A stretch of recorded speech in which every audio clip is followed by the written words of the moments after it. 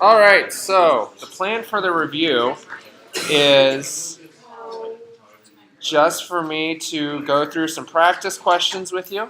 If you guys have questions along the way, we can stop and discuss anything you want. But what's going to be on the test is already listed in the study guides. So The study guides or the homework? the homework is a good guide, as are the questions from the in-class questions. Labs, not the pre-lab questions, but the actual labs are a good place to go study as well. But it's going to be based off the study guides, which the homework's based off the study guides. So, all right.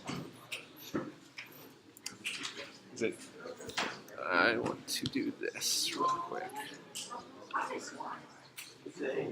All right, which of the following statements about scientific theories is true? A theory is a proven hypothesis. B, once a theory is proven, it becomes a scientific law. C, to most scientists, the term theory means a guess and demonstrates a lack of understanding of the topic. D, scientific theories often bring together different concepts that were once thought to be unrelated. This is from your reading.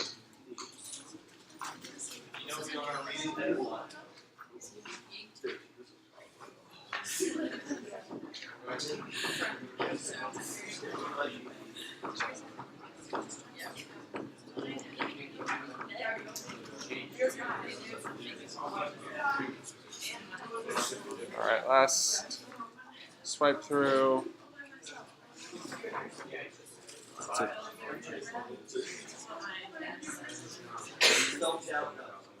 All right, let's show the graphs. So the correct answer was indeed D. So a theory is not a proven hypothesis. You don't graduate hypotheses to theories. Once a theory is proven, it becomes a scientific law. Scientific laws and theories are different things. Laws are more just statements based on observation that's true.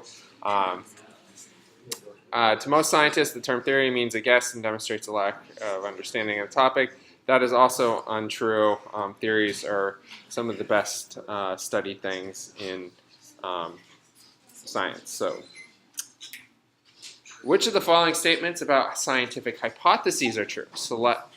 Don't select all that apply because you can't do that, and I fixed these. So, good scientific hypotheses are stated as if-then statements. Good scientific theories are unfalsifiable. Good scientific theories are based on observations. D, good scientific hypotheses end up being confirmed by experimentation.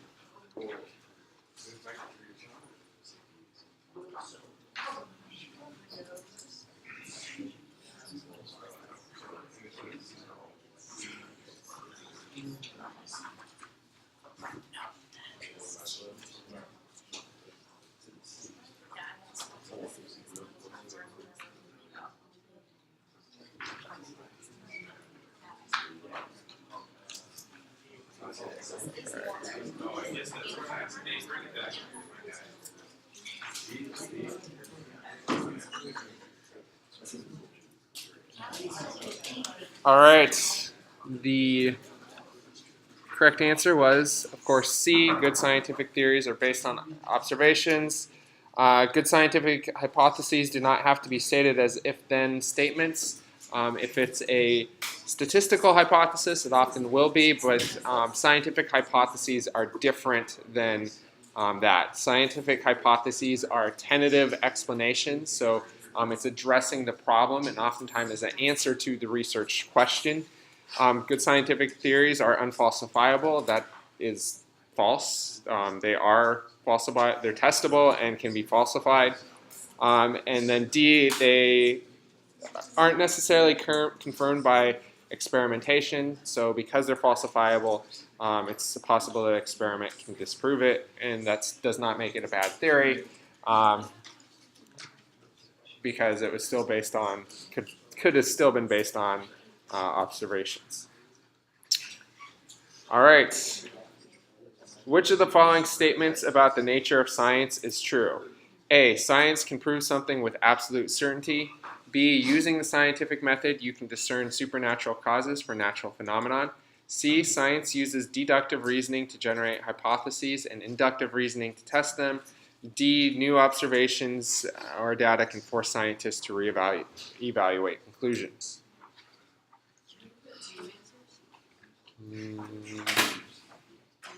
No.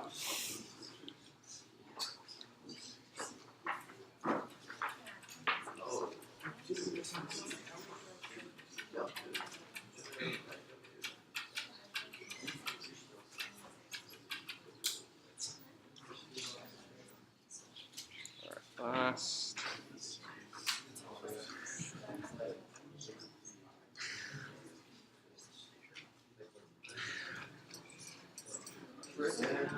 Last call.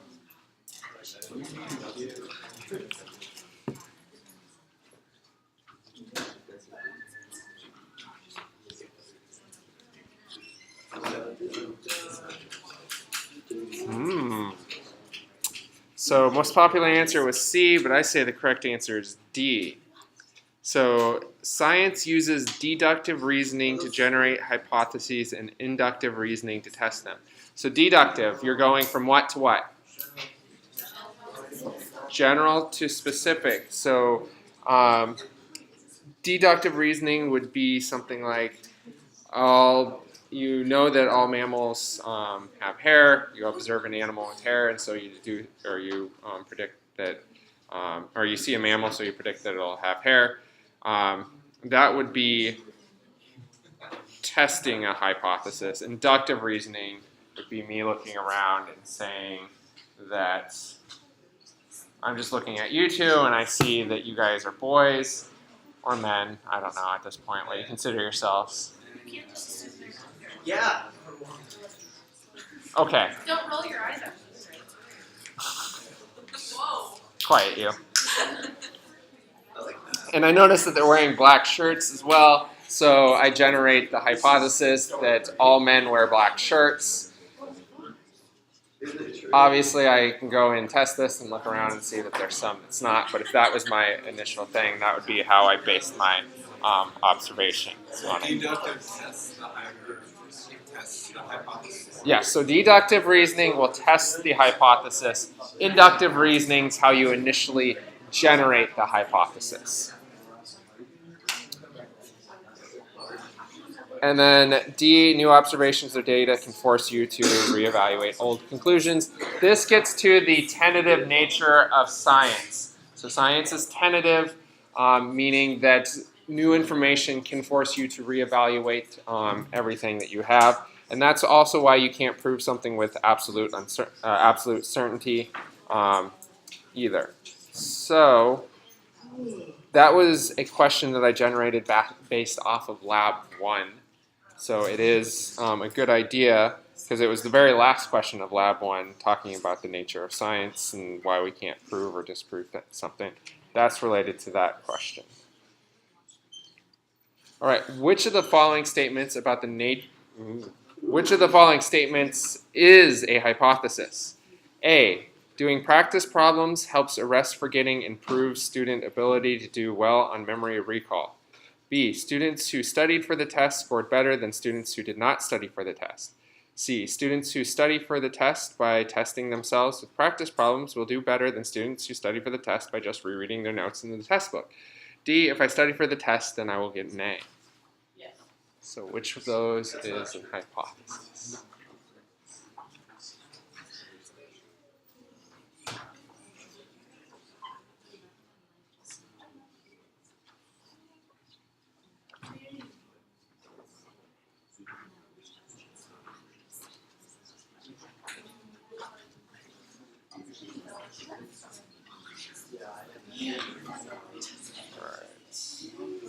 Let's scan.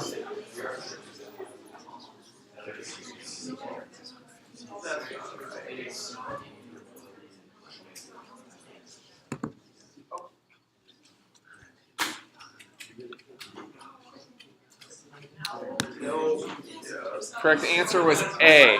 So let's go through these.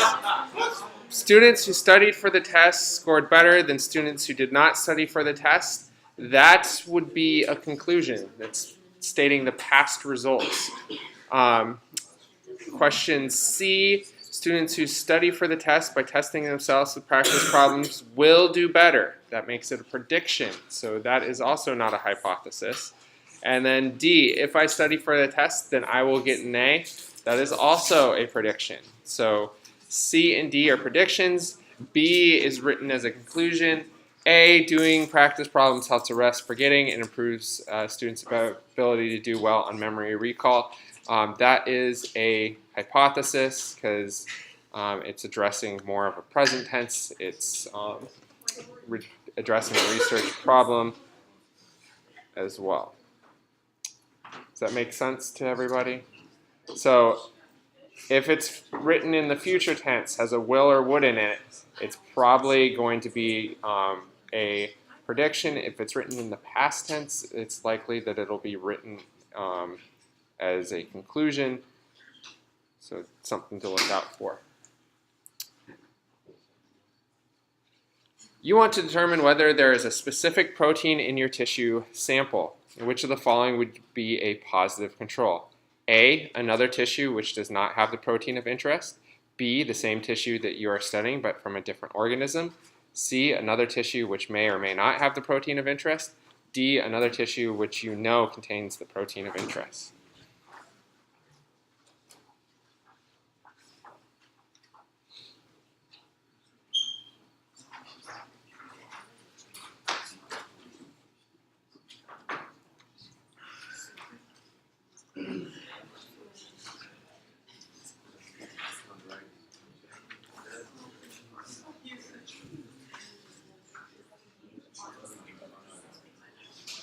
Scanning. All right, you guys did well on this one. So the correct response was D, another tissue which you know contains the protein of interest. So what about A? It's not, but what? It's what? Negative control. B would be neither a negative nor a positive control. It would just be another experiment. C would also be just another experiment. So it would not be a negative or a positive control.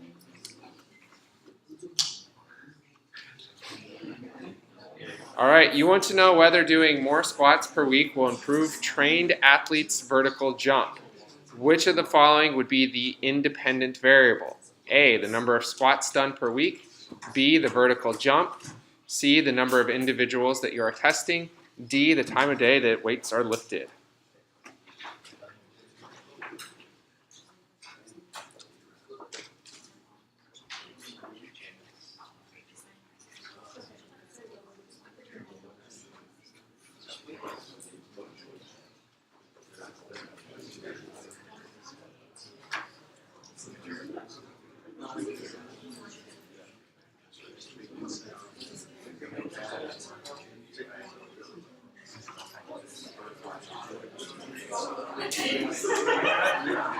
All right, last scan. Do I have everyone? All right, correct answer was A, the number of squats done per week. So what would be the dependent variable? B, the vertical jump. The other two would be confounding variables. You have two atoms. Atom 1 has an atomic number of 6 and an atomic mass of 13. Atom 2 has an atomic number of 7 and an atomic mass of 13. Which of the following statements are true? A, atom 1 and 2 are the same element. B, atom 1 and 2 are isotopes. C, atom 1 and 2 have the same number of protons. D, atom 1 and atom 2 have different amounts of neutrons.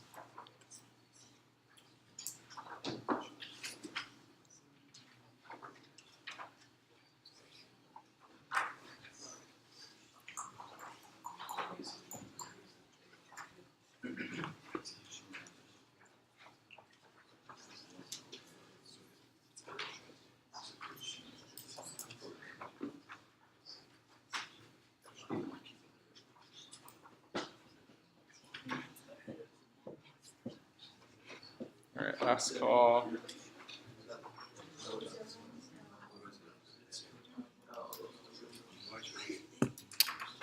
right. Correct answer is D. So atom 1 and atom 2 are the same elements. This is not true. Why?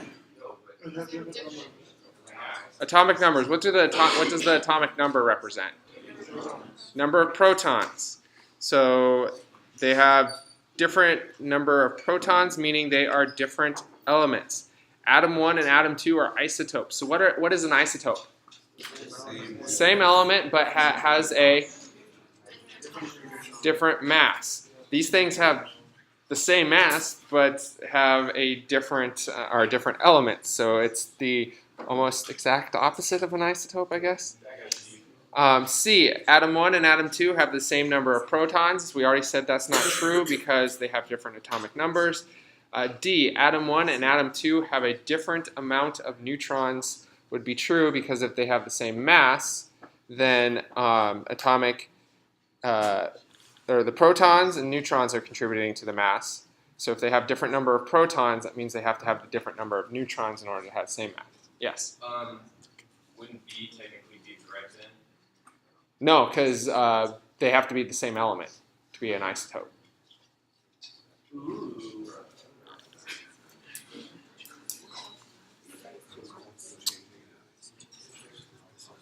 Identify which of these statements about bonds are true. Covalent bonds are weaker than ionic bonds. Hydrogen bonds are weaker than ionic bonds. Nonpolar covalent bonds result when elements share electrons unequally. The hydrogen bonds are a type of covalent bond.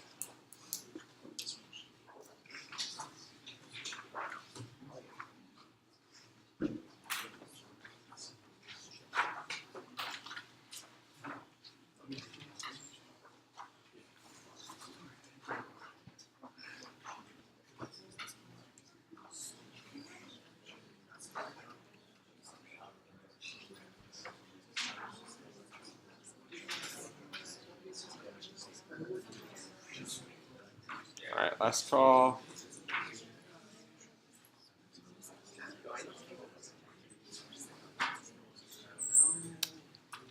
Correct response was B. Answered by 84% of you. So hydrogen bonds are weaker than ionic bonds. Covalent bonds are stronger than ionic bonds. So which one's the strongest? Which one's the weakest? Of covalent bonds, which one's stronger, polar or nonpolar? Nonpolar.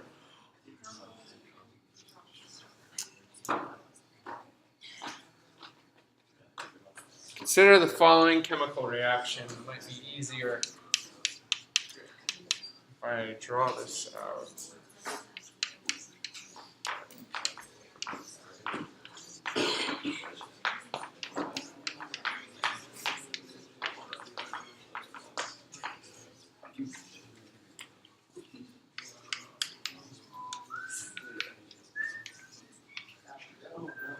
All right, which of the following statements are true? A, increasing the pH of the solution will decrease the amount of CO2 present. B, decreasing the pH of solution will decrease the amount of H2CO3 that is present. C, adding H2CO3 to the solution will increase the pH of the solution. D, given that H2CO3 is a weak acid, you conclude that H2O and CO2 can act together as a buffer. So which of those statements are true?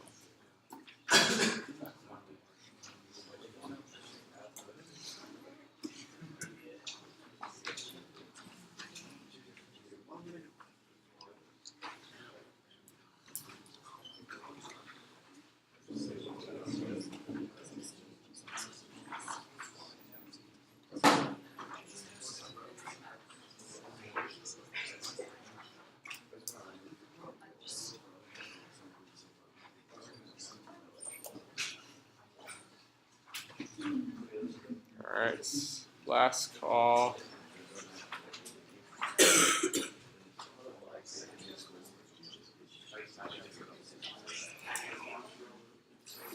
Wait, I'm changing the answer.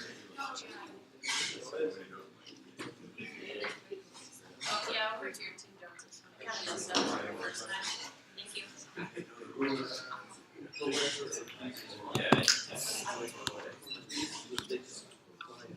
Correct answer?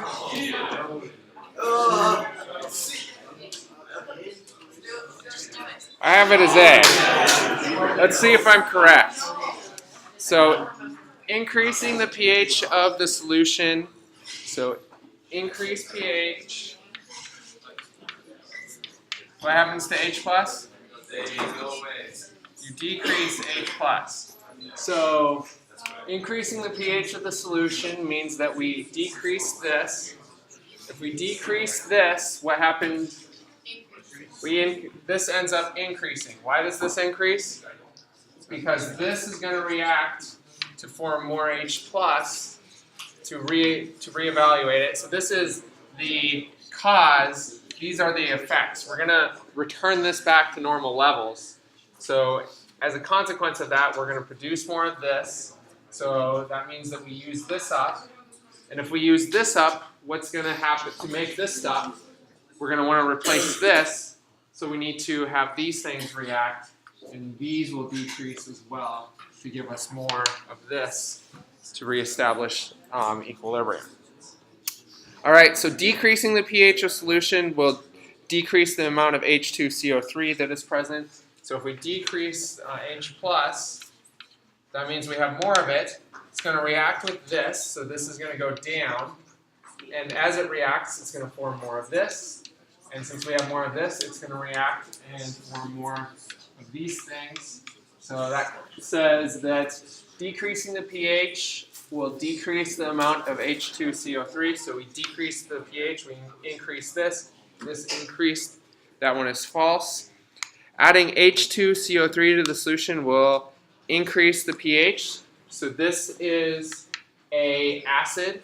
If we increase the amount of this, then this is going to react,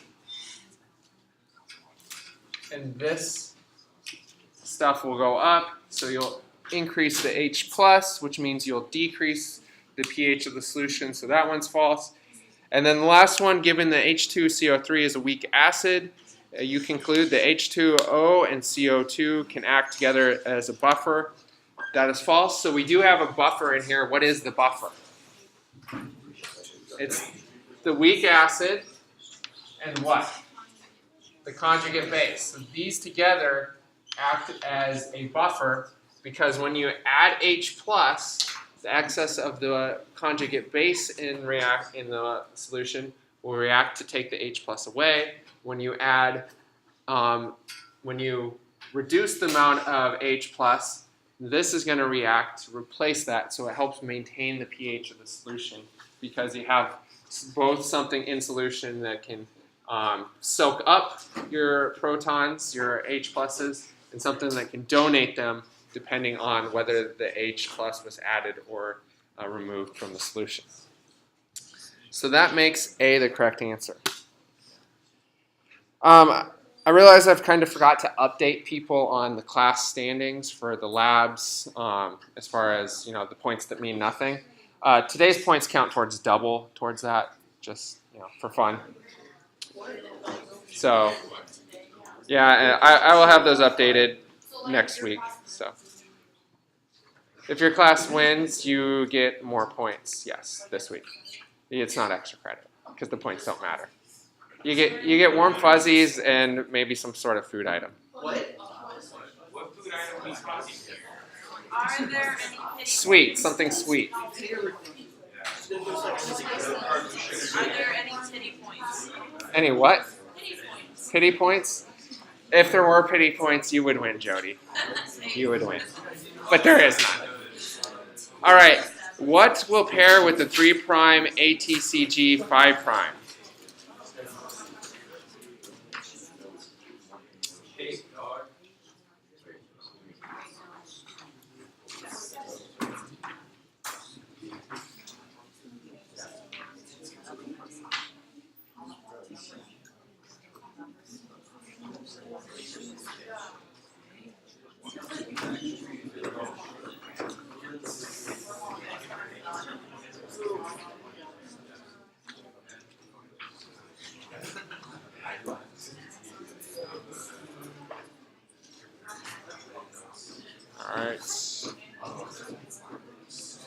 Okay, so if one thing's going 3' to 5', the other thing has to be going 5' to 3'. And A is going to pair with what? C is going to pair with. So which one's the correct? Which one's going in the opposite direction and pairs that way? D. So D was the correct response. All right, from your reading again, which of the following statements about water is true? Water is polar because the electrons between hydrogen and oxygen are equally shared. B, water molecules are attracted to each other via hydrogen bonds. C, sweating cools the body because water has a low specific heat. D, water molecules in the ice crystal are spaced closer together than in liquid water.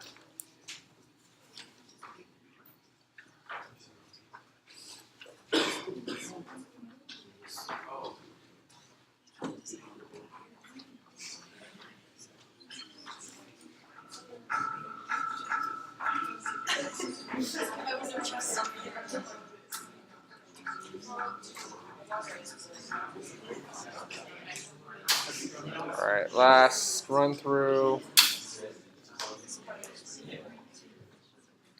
All right. Correct answer was indeed B. So water is polar because electrons between hydrogen and oxygen are equally shared. It's polar because they're unequally shared. They are shared, but not equally. Sweating cools the body because it has a high specific heat. And water molecules in the ice crystal are actually spaced further apart than in liquid water. That's why ice is less dense than liquid water and why it'll float.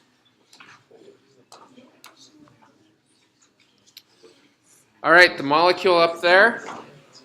Which of these statements about it is true? The molecule contains a sulfhydryl group. The molecule contains a carboxyl group.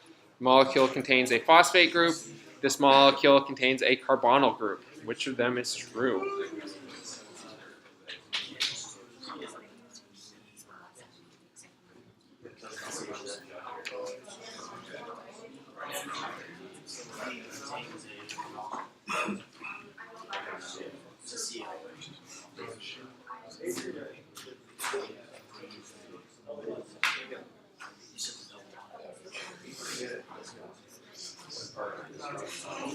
All right, last. Let's call. Most popular response was the correct response. So carboxyl group. Why does it not contain a carbonyl group? Because this OH group, when you combine it with the double bond O, so this is C double bonded to an O and an OH, that altogether is a carboxyl group. If we would have removed this OH and just put a hydrogen there, then it would have been a carbonyl group. If we removed the double bond O, then it would have been a hydroxyl group.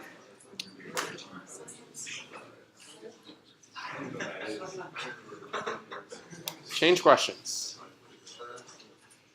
There we go. Probably hard to read. Let's see.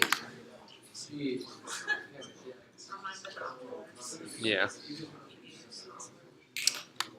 All right, so let's see how you guys do. We have two molecules here, and they're going to combine to form a molecule put together, and water out on the outside. So the above reaction is a dehydration reaction. The above reaction is a dehydrogenation reaction. The above reaction is a hydrolysis reaction. The bond formed in the above reaction is a phosphodiester bond.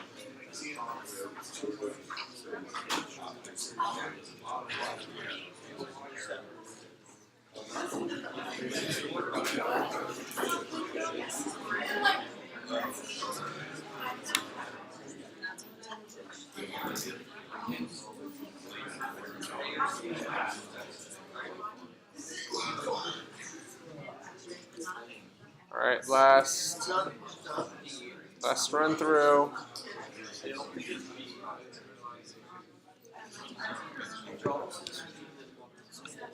correct response was A. So why is this a dehydration reaction?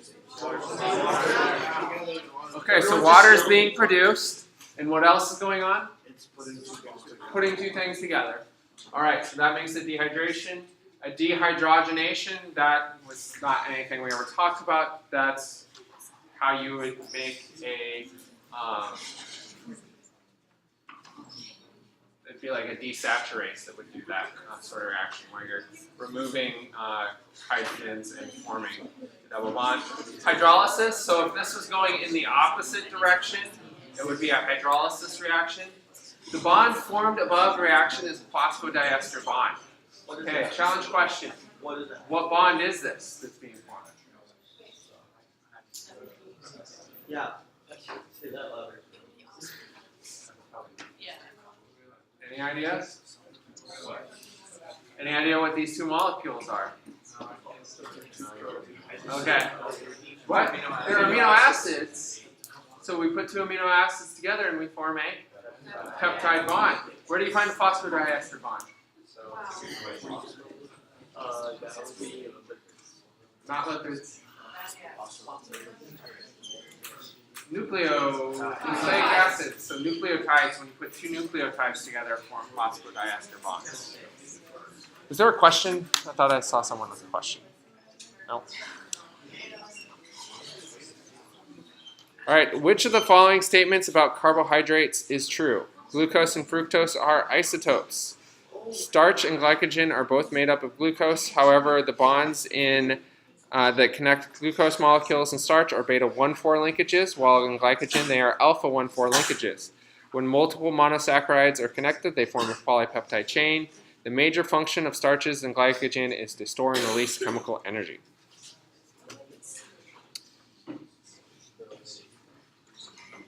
yeah.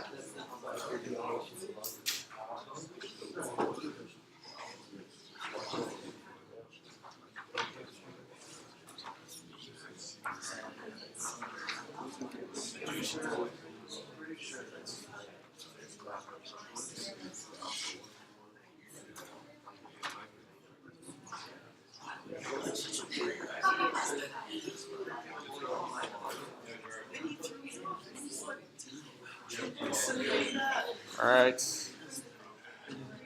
So, you guys know that the answer is not A. Most of you think the answer is C. And then there's about an even split between D and B. The correct answer is D. So, That's true though. starch and glycogen have very similar structures. The only difference is that glycogen is going to have alpha 1,6 linkages. Some starch has alpha 1,6 linkages as well, but it's going to have a lot more of them than the starch does. So what has beta 1,4 linkages? What is carbohydrate? Cellulose. Cellulose is the one that has it. Even though it's made up entirely of glucose molecules, we can't break it down because of those beta 1,4 linkages. And then C, when multiple monosaccharides are connected, they form a polypeptide chain. What forms polypeptides? Amino acids form polypeptides. So when multiple monosaccharides are connected, they form a polysaccharide. And then last one, major function of starches and glycogen is to store and release energy. That statement is true. No one answered A. Glucose and fructose are isotopes. Glucose and fructose are what? Isomers. Which of the following statements about macromolecules is false? A, all nucleotides are made up of monomers called nucleic acid.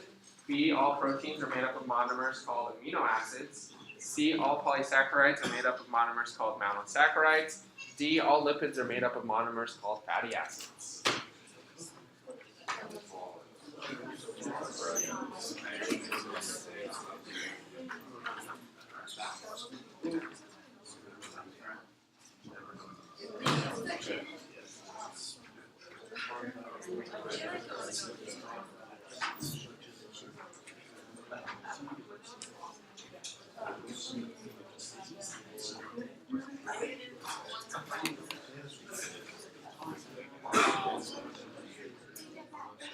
last run through.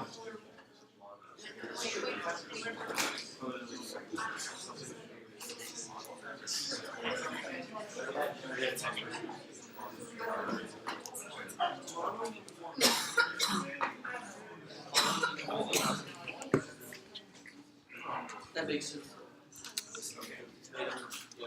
Correct answer? D. A is also incorrect now that I read it. B is, yeah, so it's which statement is false? All proteins are made up of monomers called amino acids. All polysaccharides are made up of monomers called monosaccharides. Why is A wrong? Why is A false? Because nucleic acids are made up of nucleotides. Why is D false?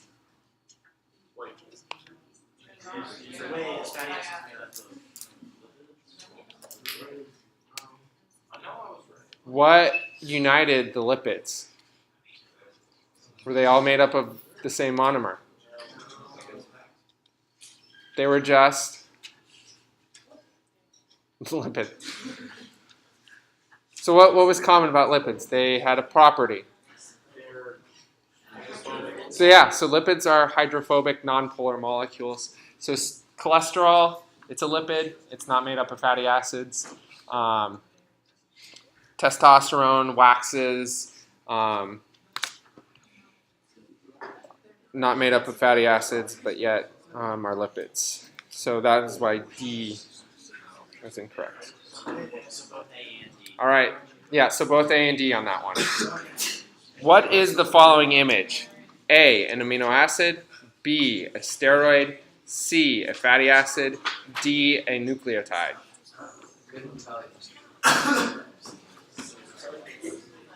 No. Guess you fail for the rest of the class. That's fair. Not class period, class. I feel guilty. I'm sorry. Kyle.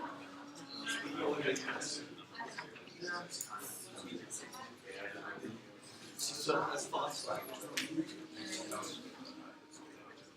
It's not. Oh, yeah. All right, last run through. It might be.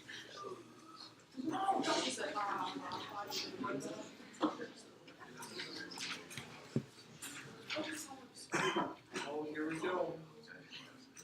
Hey, it looks a lot. It is D. So how do we know it's a nucleotide? Because in my notes, there's a picture of it right there. Uh-huh. How are you going to know it's a nucleotide on the test when you don't have your notes? Oh, I don't know. So we have a phosphate group here. We have a 5-membered ring, right, sugar right here. And we have a base right here. So there's a list of different molecules that you should know. So you should know what a basic carbohydrate looks like. You should know what a basic or a monosaccharide looks like. You should know what amino acid looks like. A steroid skeleton, you should know what that looks like. Fatty acid molecules, phospholipids, nucleotides. These are all listed on your study guide. You should be able to recognize them. Which of the following is not a principle of the cell theory? A, all living things are composed of multiple cells. B, cells are the basic unit of organization of all organisms. C, cells are the smallest living things. D, new cells arise from the division of pre-existing cells. And that's all of them.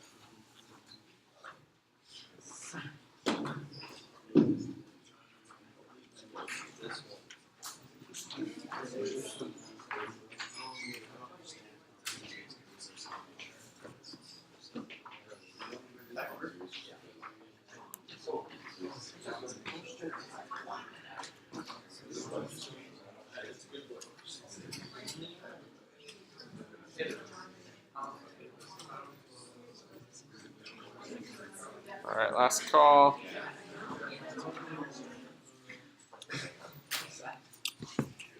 Right, most popular response was A. C got 9.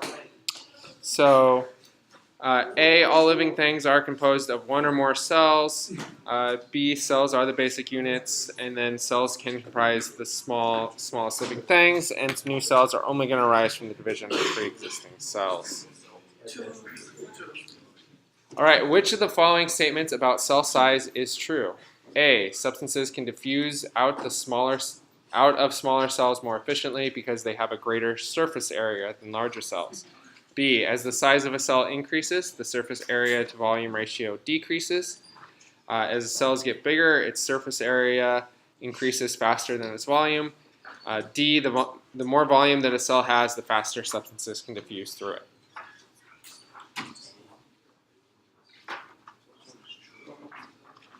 Yes, this is a true.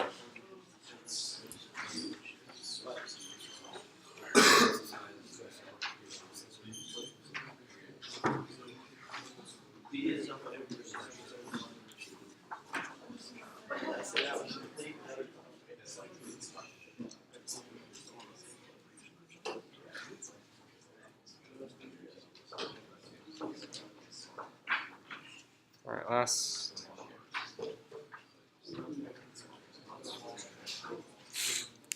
All right, correct response was B. As the size of a cell increases, the surface area to volume ratio decreases.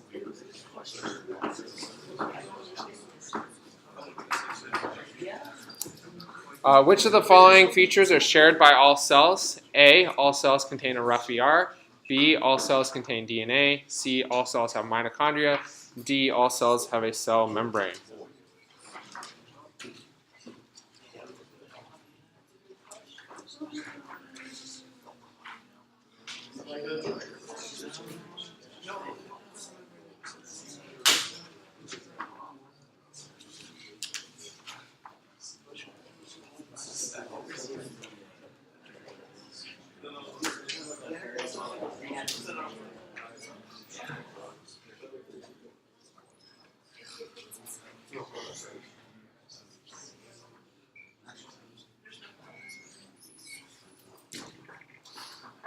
All right, last call. Come up, got them. All right, the correct response is, of course, and B and D. So all cells contain DNA and all cells have a cell membrane. That was a mistake on my part. I didn't mean to put two correct answers in there. Which of the following statements about prokaryotes and eukaryotes are true? A, most prokaryotes have cell walls while most eukaryotes lack them.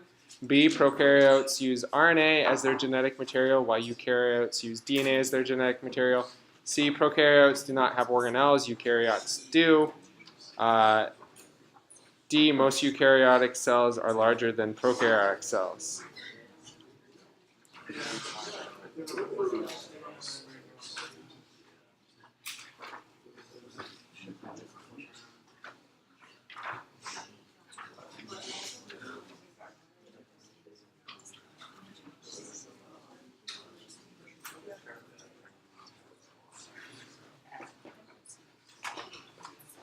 All right, last call. Anyone? Okay, correct answer was D. So A, most karyotic cells have cell walls while most eukaryotic cells lack them.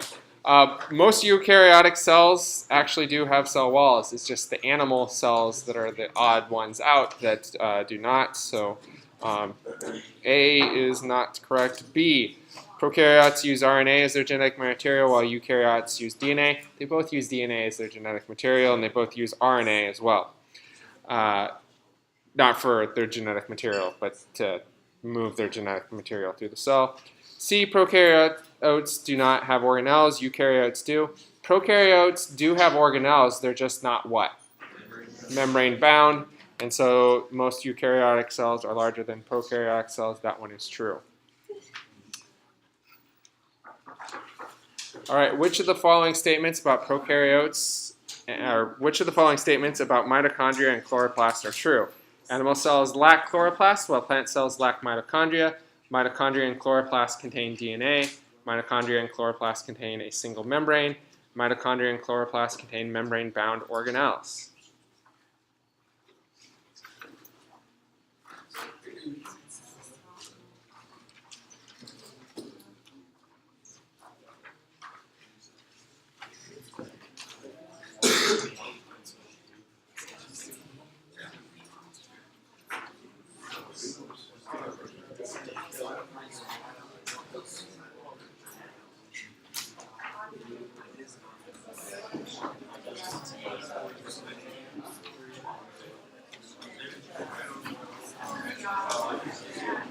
All right, last run through.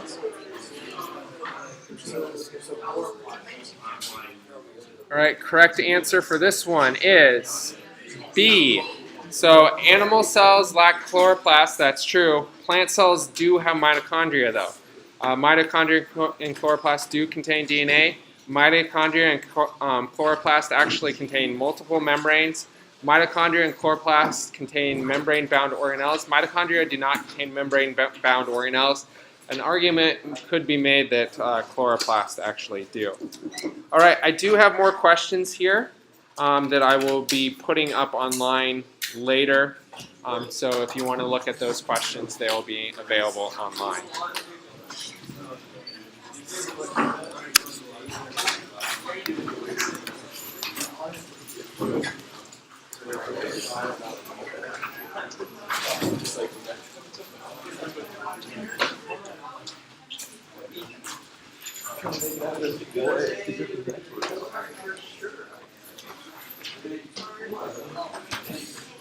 See you, Johnson. See ya. And you'll be able to see them. So where did we stop there? Right here.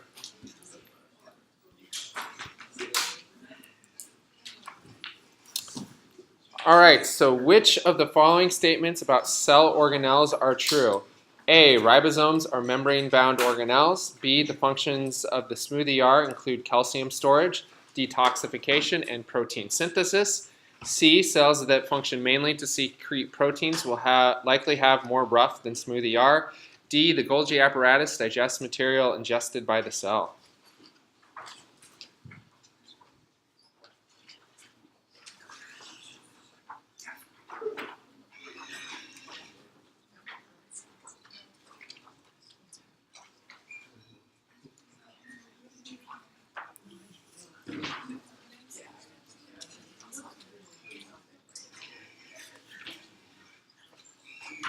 All right, let's run through.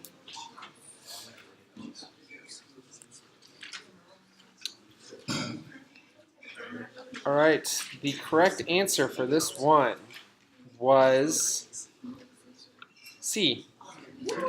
So the functions of the smooth ER include calcium storage, detoxification, but not protein synthesis. So smooth ER is not involved in protein synthesis. Ribosomes are not membrane bound. They are organelles, but they are not membrane bound. And the Golgi apparatus digests material is false. Lysosomes are what digest material.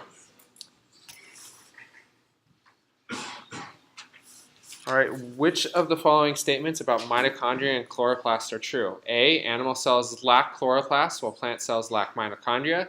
B, mitochondria and chloroplasts contain DNA. C, mitochondria and chloroplasts contain a single membrane.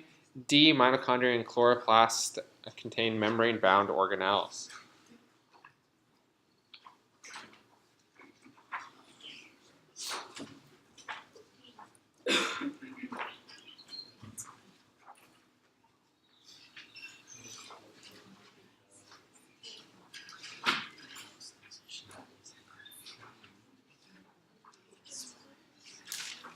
All right.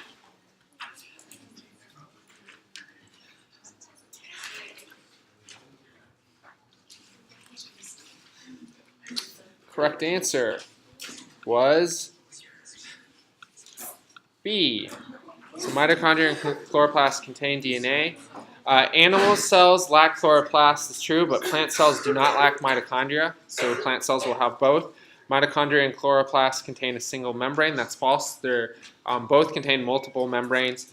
Mitochondria and chloroplasts contain membrane-bound organelles. Mitochondria do not contain membrane-bound organelles. Chloroplasts, an argument could be made that something they contain is a membrane-bound organelle. Which of the following statements about cellular membranes are true? A, the nonpolar tails come together because they are attracted to each other. B, the polar heads interact with water molecules. C, the cell membrane is oriented with polar tails facing into the cell and the nonpolar heads facing out of the cell. D, the portion of the membrane proteins that goes through the plasma membrane contain mostly polar amino acids.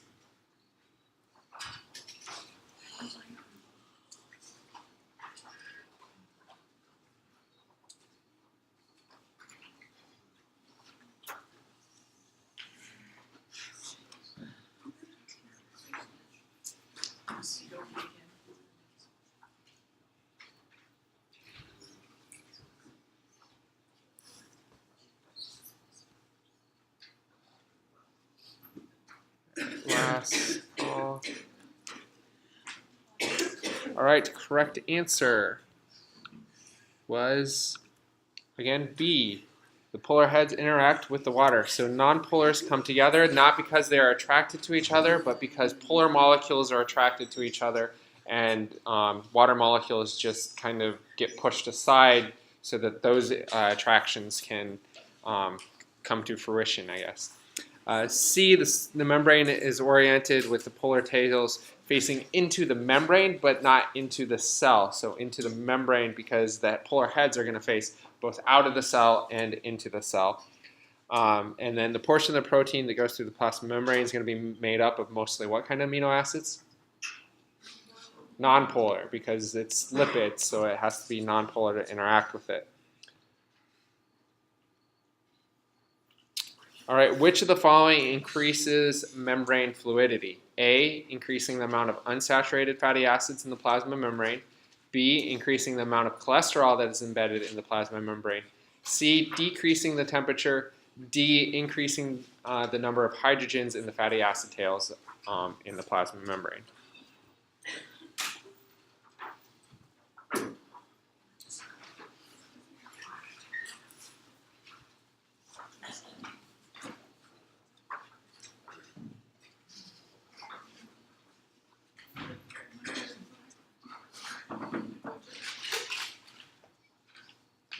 All right, last call.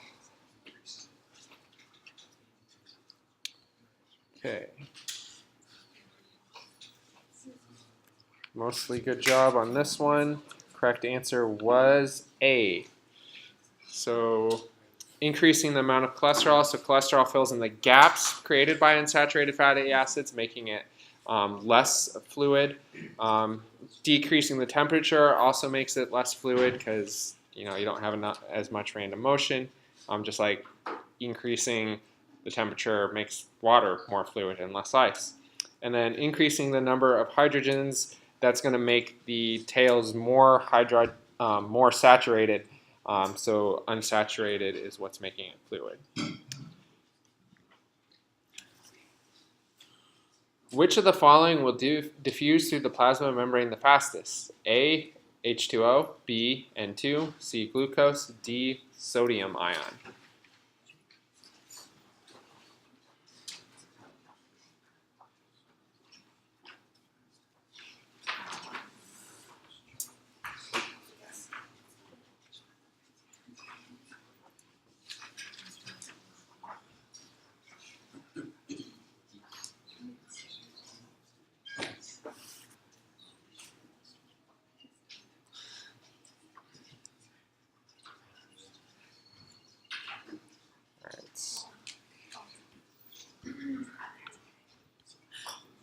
Kind of all over the place.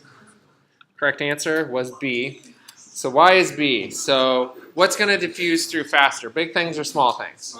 Small things. What's going to diffuse through faster? Polar things or non-polar things? What's going to go through faster? Charged things or polar things?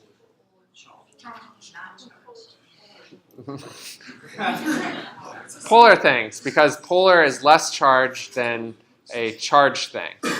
So what's going to go through faster, charged or nonpolar? Nonpolar.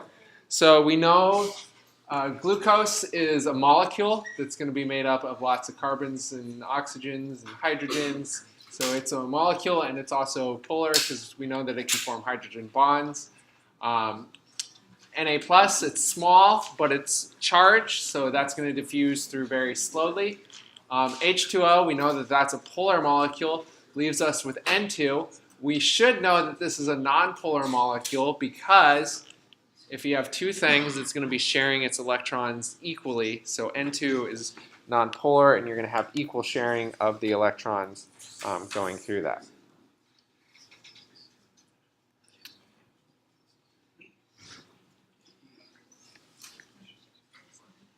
All right, which of the following statements about facilitated diffusion is false? A, it moves molecules against their concentration gradient. B, it does not use ATP. C, it requires transmembrane proteins. D, it can become saturated. So you're looking for a statement that is false.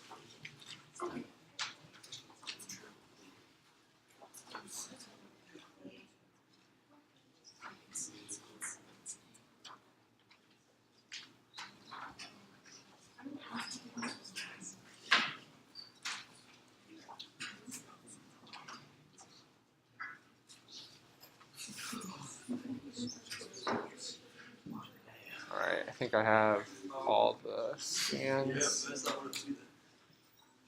Okay, this is another one that was kind of all over the place. And the correct answer is A. So, facilitated diffusion. So if you hear the word diffusion, you know that it is a, what kind of process? Passive process, meaning that you don't have to put in energy, so you don't need ATP. It's facilitated, so it can't just happen on its own. It needs something extra. That extra thing that's going to help facilitated diffusion is proteins. Whenever you have proteins, if you have too much stuff, you can do what to it? If everybody in this room wanted to get out of this room at the same time, what's going to happen? You're going to jam it up. And so the doorways are going to become saturated, so it's going to slow it down. So it's much easier, small group, if we go one at a time. That leaves the A. It moves molecules against their concentration gradient. So diffusion, is it going to move things down their concentration gradient or down or against their concentration gradient? It's going to move it down. If it went against the concentration gradient, it would require energy. So that means A was the false answer.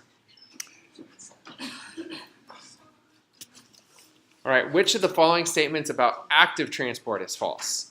It moves molecules down their concentration gradient. It uses ATP.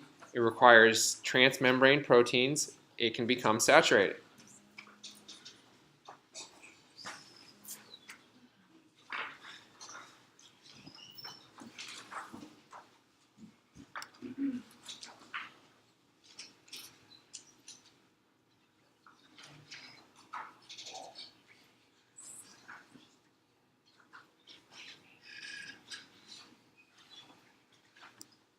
All right, last call.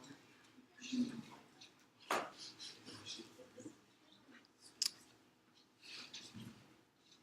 right, the correct answer for this one was indeed A. So active transport will use ATP.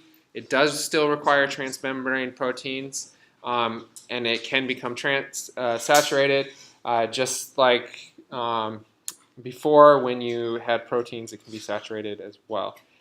So it's going to move molecules against their concentration gradient, and that's why you need the ATP.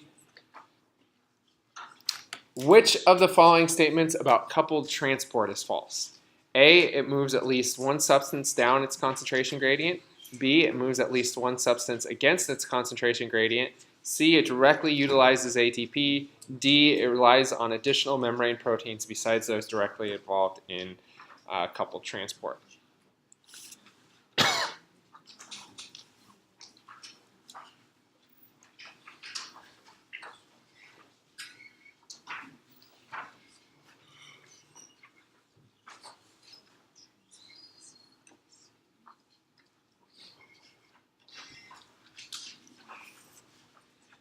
right, final go through.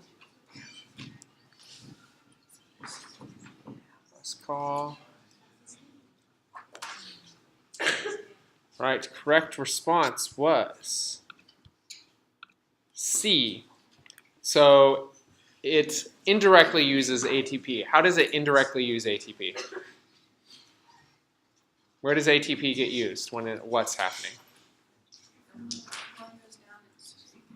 Okay, one's going to go down its concentration gradient. How did it originally get to have that concentration gradient?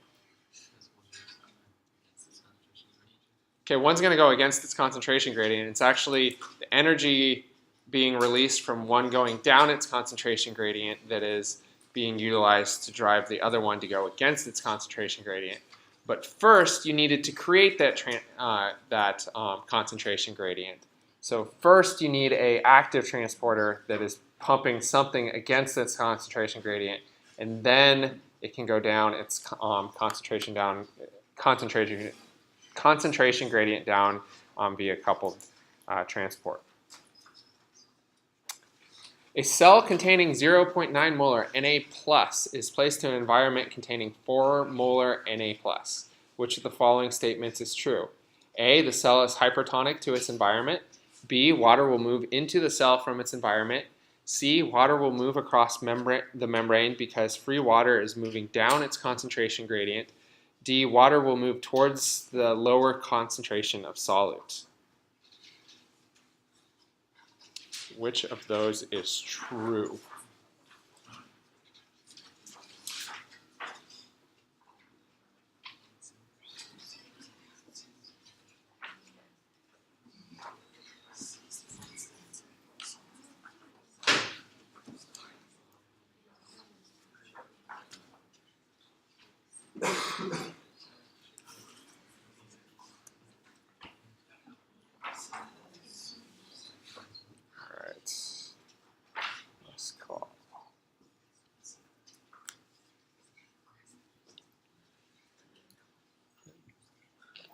Okay, so the correct response with this one was indeed C. So the cell is hypertonic to its environment. It is what? Hypotonic, because it contains more or less solute? Less solute. Water will move into the cell from its environment, so water moves towards what? More solute, so D is going to move towards higher concentration of solute. And where is the more solute at? Outside the cell, so water is going to move outside the cell. And water moves because what? It's moving down its concentration gradient because there's a difference between the free and the bound water. The water that's bound can't move across the membrane, but the water that isn't involved with interacting with the solute can.